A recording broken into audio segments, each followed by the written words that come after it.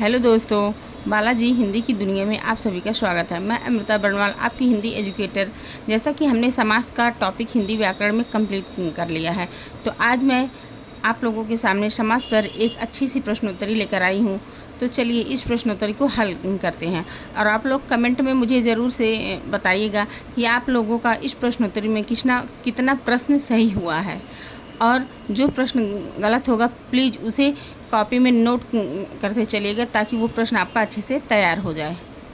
और हाँ दोस्तों, मेरे चैनल को लाइक, शेयर और सब्सक्राइब ज़रूर से ज़रूर कीजिएगा, क्योंकि आपके सब्सक्राइब और लाइक शेयर करने से मेरा मनोबल बढ़ता है। तो प्लीज़ इस काम को ज़रूर से कीजिएगा। चलिए प्रश्नोत्तरी शुरू करते हैं।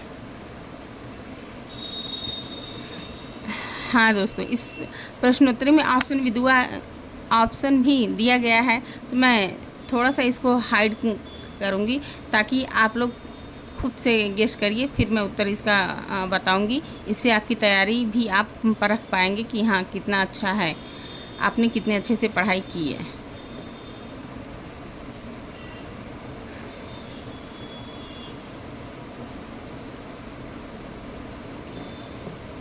प्रश्न 1, अधिकरण तत्पुरुष में ऑप्शन ए पहला पद प्रधान होता है, ऑप्शन 2 दूसरा पद प्रधान होता है,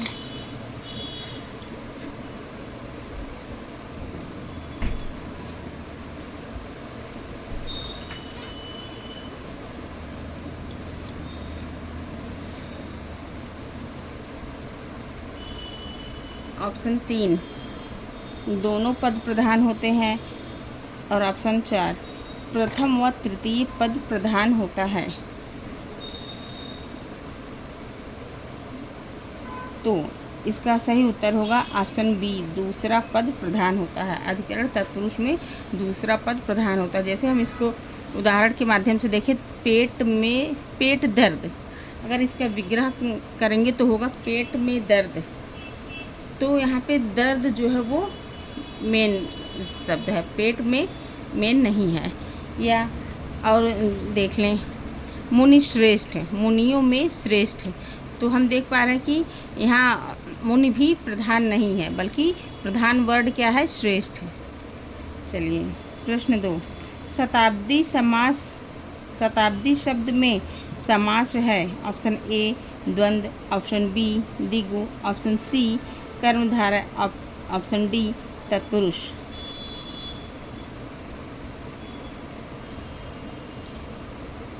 तो यहाँ होगा सही ऑप्शन बी द्विगु, क्योंकि हम देख रहे हैं शत धन अवधि, शत मतलब 100, तो यहाँ 100 संख्यावाचक है, इसलिए द्विगु समास होगा। प्रश्न 3, अव्ययी भाव समास का उदाहरण है लव कुश, भर पेट, त्रिभुवन, छत्रधारी।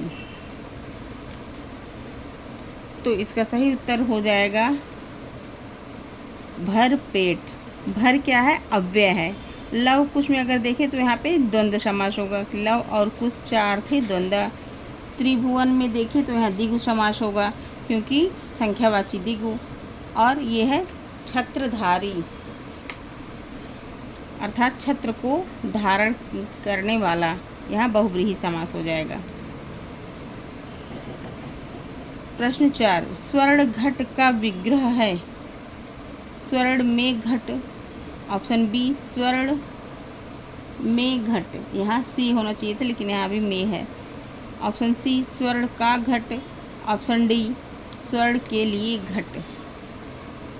तो यहाँ सही ऑप्शन हो जाएगा ऑप्शन सी स्वर्ण का घट, सोने का घट। ऑप्शन ए सही नहीं हो सकता, क्योंकि स्वर्ण में घट, सोने में तो घड़ा होगा नहीं। या ऑप्शन सी सोने से घट, सोने से भी नहीं हो सकता, सोने के लिए घट, घड़े में तो कोई सोएगा नहीं। तो सही होगा ऑप्शन सी स्वर्ण का घट, अर्थात सोने का घड़ा। प्रश्न 5, निम्नलिखित में से किस शब्द में समास और संधि दोनों है। ऑप्शन ए यज्ञशाला, ऑप्शन बी स्वधर्म, ऑप्शन सी जलोष्मा, ऑप्शन डी पंकज। तो इसका सही उत्तर होगा ऑप्शन सी जलोष्मा, जल धन ऊष्मा। जल ऊष्मा, जल में ला आ मिला हुआ है और ऊष्मा का ऊ, तो आ और ऊ मिलकर कौन सा संधि होता है दोस्तों? ये कमेंट करके मुझे ज़रूर से बताइएगा, मुझे आपके कमेंट का इंतज़ार रहेगा। प्रश्न 6, सपरिवार में कौन सा समास है? ऑप्शन ए तत्पुरुष, ऑप्शन बी द्विगु, ऑप्शन सी अव्ययी भाव समास एंड ऑप्शन बी बहुव्रीहि समास। तो इसका सही ऑप्शन हो जाएगा ऑप्शन सी अव्ययी भाव समास। सपरिवार, परिवार के साथ, सा क्या है? अव्यय है। रेलगाड़ी शब्द का सही समास विग्रह है। ऑप्शन ए रेल और गाड़ी, ऑप्शन बी पटरी पर चलने वाली गाड़ी, ऑप्शन सी रेल से चलने वाली गाड़ी एंड ऑप्शन डी रेल पर चलने वाली गाड़ी। तो इसका सही आंसर होगा ऑप्शन डी रेल पर चलने वाली गाड़ी। प्रश्न 8, शाखा मृग शब्द में समास है। ऑप्शन ए कर्मधारय, ऑप्शन बी तत्पुरुष, ऑप्शन सी बहुव्रीहि एंड ऑप्शन डी द्वंद्व। तो यहाँ पे सही आंसर होगा ऑप्शन सी बहुव्रीहि। शाखा मृग, मृग तो शाखा पर होते नहीं, लेकिन यहाँ शाखा मृग से क्या तात्पर्य होगा? जो है वो होगा बंदर। शाखा मृग का अर्थ क्या है? बंदर।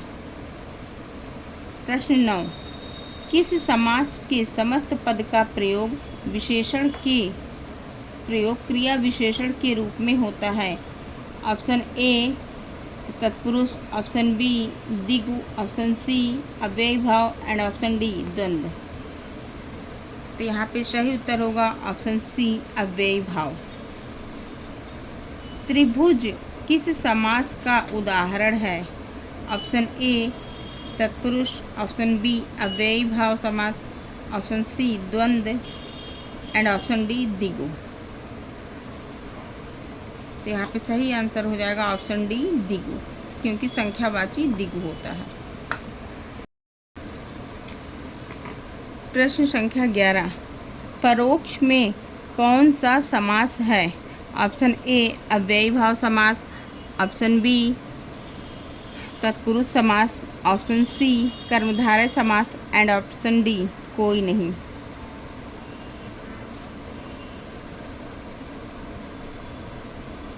इसका सही आंसर हो जाएगा ऑप्शन ए अव्ययी भाव समास।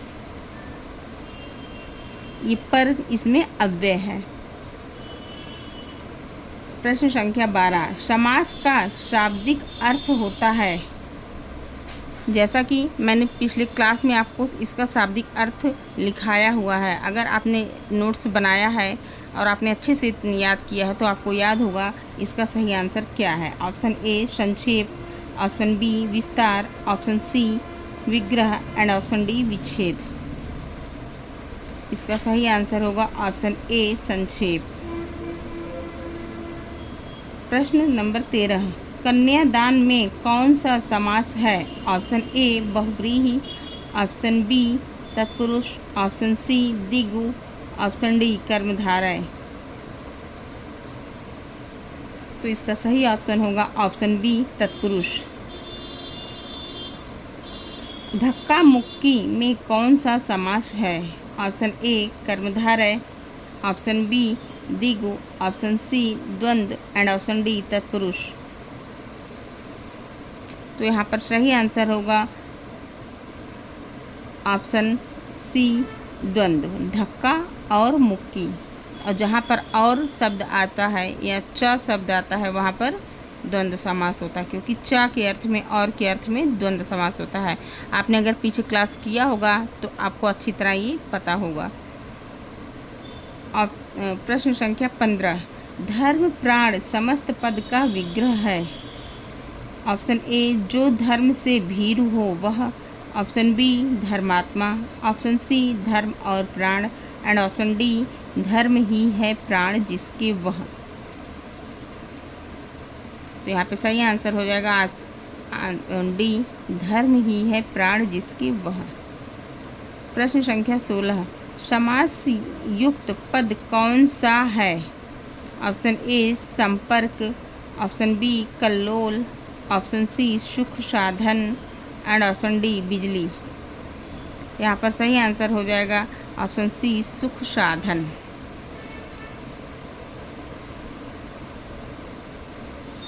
प्रश्न संख्या 17, सप्तर्षि सामासिक पद में निहित है।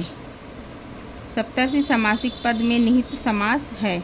ऑप्शन ए द्वंद्व समास, ऑप्शन बी बहुब्रीहि समास, ऑप्शन सी द्विगु समास एंड ऑप्शन डी कोई नहीं। इसका सही आंसर हो जाएगा ऑप्शन ए द्वंद्व समास। सॉरी दोस्तों, ऑप्शन सी द्विगु समास, क्योंकि संख्यावाची द्विगु होता है और ये शब्द मतलब सात क्या है, संख्यावाचक शब्द है, इसलिए यहाँ पे द्विगु समास होगा। प्रश्न संख्या 18, यथाशक्ति समस्त पद का विग्रह होगा। ऑप्शन ए शक्ति भर, ऑप्शन बी शक्ति से बढ़ चढ़कर, ऑप्शन सी शक्ति से बाहर एंड ऑप्शन डी शक्ति से भीत। तो इसका सही आंसर होगा ऑप्शन ए शक्ति भर। प्रश्न संख्या 19, किस समस्त पद में तत्पुरुष समास नहीं है। ऑप्शन ए राजपुरुष, option B Ram Lakshman, option C Kalidas and option D कर्मवीर। तो हम यहाँ पर देख पा रहे हैं, यहाँ पे ऑप्शन बी राम लक्ष्मण सही होगा। राम लक्ष्मण में कौन सा समास है, यहाँ पे द्वंद्व है, क्योंकि राम और लक्ष्मण यहाँ पे और शब्द आ रहा है। और प्रश्न संख्या 20, नीलकंठ सामासिक पद का सही विग्रह है। नील, ऑप्शन ए नील है कंठ जिसका, ऑप्शन बी नील वाला कंठ जिसका, ऑप्शन सी नील और कंठ एंड ऑप्शन डी उपर्युक्त में से कोई नहीं। तो यहाँ पे सही आंसर हो जाएगा ऑप्शन ए नील है कंठ जिसका। प्रश्न संख्या 21, घृतान्न सामासिक पद में निहित समास है। ऑप्शन ए द्वंद्व समास, ऑप्शन बी बहुब्रीहि समास, ऑप्शन सी द्विगु समास एंड ऑप्शन डी कर्मधारय समास। तो इसका सही आंसर हो जाएगा ऑप्शन ए द्वंद्व समास, घृत और अन्न, घृत मतलब घी। प्रश्न संख्या 22, दयार्द्र सामासिक पद का सही विग्रह है। दया के लिए आर्द्र, दया से आर्द्र, ऑप्शन सी उपर्युक्त दोनों एंड ऑप्शन डी उपर्युक्त में से कोई नहीं। तो यहाँ पे सही आंसर हो जाएगा ऑप्शन बी दया से आर्द्र। प्रश्न संख्या 23, नकटा सामासिक पद का सही विग्रह है। ऑप्शन ए नाक जिसने काट ली हो, ऑप्शन बी नाक जिसकी कट गई हो, ऑप्शन सी जिसके नाक ना हो एंड ऑप्शन डी उपर्युक्त में से कोई नहीं। तो यहाँ पे सही आंसर हो जाएगा ऑप्शन बी नाक जिसकी कट गई हो। प्रश्न संख्या 24, शीतोष्ण सामासिक पद का सही विग्रह है। ऑप्शन ए शीत और उष्ण, ऑप्शन बी शीत में उष्ण, ऑप्शन सी शीत से उष्ण एंड ऑप्शन डी कोई नहीं। तो यहाँ पे सही आंसर हो जाएगा शीत और उष्ण। उष्ण का अर्थ होता है गर्मी, शीत का अर्थ होता है ठंडी, यानी ठंडी और गर्मी। प्रश्न संख्या 25, आजानुबाहु सामासिक पद में निहित समास है। ऑप्शन ए द्वंद्व समास, ऑप्शन बी बहुब्रीहि समास, ऑप्शन सी द्विगु समास एंड ऑप्शन डी तत्पुरुष समास। तो यहाँ पे सही आंसर हो जाएगा ऑप्शन बी बहुब्रीहि समास। प्रश्न संख्या 26, एकाएक सामासिक पद का सही विग्रह है। ऑप्शन ए एक के लिए एक, ऑप्शन बी एक के बाद एक, ऑप्शन सी एक में एक एंड ऑप्शन डी उपर्युक्त में से कोई नहीं। तो इसका सही आंसर हो जाएगा ऑप्शन बी एक के बाद एक। प्रश्न संख्या 27, दशानन सामासिक पद का सही विग्रह है।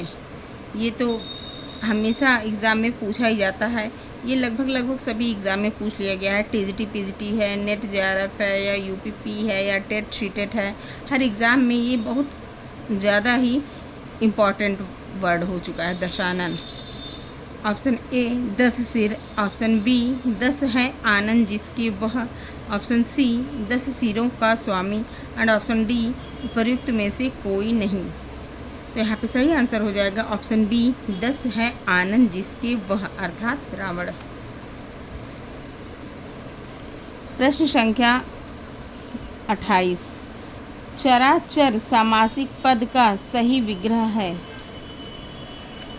चर और ऑप्शन ए चर और अचर, ऑप्शन बी चर और चर, ऑप्शन सी चर में अचर, ऑप्शन डी कोई नहीं। तो यहाँ पे सही आंसर हो जाएगा ऑप्शन ए चर और अचर। प्रश्न संख्या 29, मुखारविंद सामासिक पद में निहित समास है। ऑप्शन ए तत्पुरुष समास, ऑप्शन बी बहुव्रीहि समास, ऑप्शन सी द्विगु समास, एंड ऑप्शन डी कर्मधारय समास। तो यहाँ पे हो जाएगा ऑप्शन डी कर्मधारय समास। मुखारविंद, मुख और अरविंद, अरविंद मतलब कमल, मुख मतलब मुख कमल के समान है, अर्थात यहाँ पे विशेषण और विशेष्य का संबंध है, इसलिए यहाँ पे कर्मधारय समास होगा। प्रश्न संख्या 30, माता पिता सामासिक पद में निहित समास है। ऑप्शन ए द्वंद्व समास, ऑप्शन बी बहुव्रीहि समास, ऑप्शन सी द्विगु समास, एंड ऑप्शन डी कर्मधारय समास। तो ये तो बहुत ही आसान सा प्रश्न है, इसका सही उत्तर है द्वंद्व समास, क्योंकि हम सभी जानते हैं जहाँ पे और शब्द से जुड़ा होता है दो शब्द, वो द्वंद्व समास के अंतर्गत आता है। च अर्थे द्वंद्व होता है। तो यहाँ पे सही आंसर हो जाएगा ऑप्शन ए द्वंद्व समास। तो दोस्तों, आज की मेरी प्रश्नोत्तरी आपको कैसी लगी और आपका कितना प्रश्न सही हुआ, ये मुझे कमेंट में ज़रूर से बताइएगा। मैं आपका कमेंट देखूंगी। और मिलते हैं नेक्स्ट वीडियो में एक नए टॉपिक के साथ। और हाँ दोस्तों, आप लोग मेरे चैनल को लाइक शेयर और सब्सक्राइब ज़रूर से कीजिएगा। जैसा मैंने बताया वीडियो के शुरू में है कि आपके लाइक शेयर और सब्सक्राइब करने से मेरा मनोबल बढ़ता है, मुझे और हिम्मत मिलता है आगे आपके सामने एक नया टॉपिक और बेहतर ढंग से लाने का। तो प्लीज़ मेरे चैनल को लाइक शेयर और सब्सक्राइब ज़रूर से कीजिएगा। मिलते हैं नेक्स्ट वीडियो में एक नया टॉपिक के साथ, तब तक के लिए नमस्कार।